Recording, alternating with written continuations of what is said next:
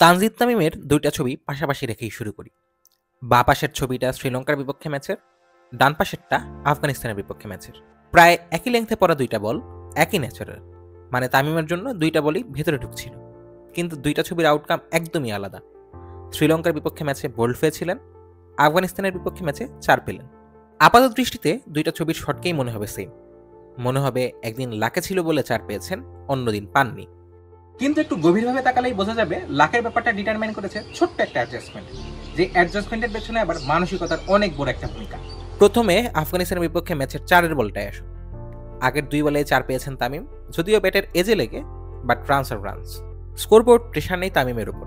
ফজল হক ফারুকি তাই যখন ইনসুইং বলটা করলেন অ্যারাউন্ড মিডল স্টাম্পে, তামিম অ্যাক্রস দ্য লাইনে খেলতে চাইলেন না, বরং দেখে শুনে লফটের একটা অন ড্রাইভ করলেন। বল ব্যাটের কানেকশনের সময়ও দেখুন পুরো ব্যাট ফেসটা দেখা যাচ্ছে, সুইট টাইমিং এ বল বাউন্ডারিতে। এবার আসুন শ্রীলঙ্কার বিপক্ষে ম্যাচের প্রথম ওভার, প্রথম বলেই পেয়েছিলেন ফুল টস, কিন্তু মনে হলো দ্বিধাদ্বন্দ্বে ভুগে ওই বলটায় ঠিকঠাক পাওয়ার দিলেন না তিনি, কোন রান পেলেন না পরের 4 বলে।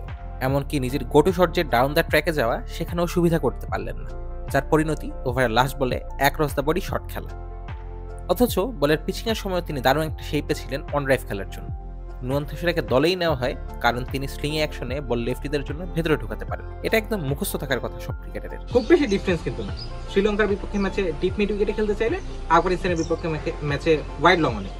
কিন্তু এই যে মাইনর একটা ডিফারেন্স, এটাই কিন্তু আসলে ম্যাচের আউটকামে বা ইনিংসের আউটকামে বেশ বড়সড় একটা ডিফারেন্স করে দিল। তানজিদ তামিমকে আমি বাংলাদেশের অন্য ক্রিকেটারদের চাইতে একটু সমালোচনাটা কম করি।